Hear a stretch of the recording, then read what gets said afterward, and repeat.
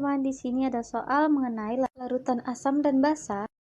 Sebutkan fungsi setiap spesies sebagai asam atau sebagai basa pada reaksi AlH2O 6 kali ditambah H2O menjadi AlH2O 5 kali OH2 positif ditambah H3O positif.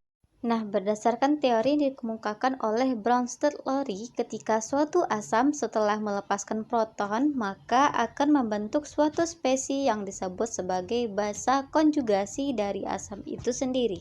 Dan suatu spesies disebut sebagai basa dikarenakan dapat menyerap proton, kemudian dapat membentuk kembali asal semulanya.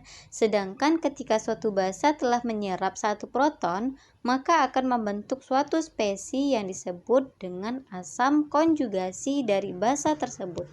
Untuk suatu reaksi asam dan basa, berdasarkan teori Bronsted-Lowry, asam akan berubah menjadi basa konjugasinya, sedangkan basa akan berubah menjadi asam konjugasinya.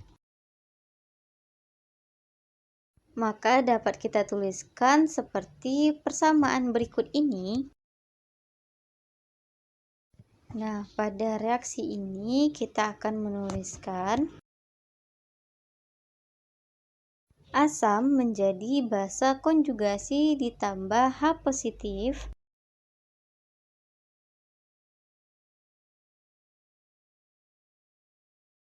dan pada reaksi 2 basa ditambah H positif menjadi asam konjugasi.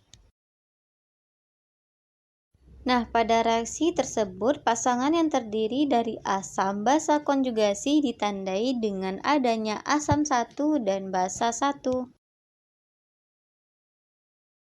Sedangkan pasangan yang terdiri atas basa asam konjugasi ditandai dengan basa 2 dan asam 2.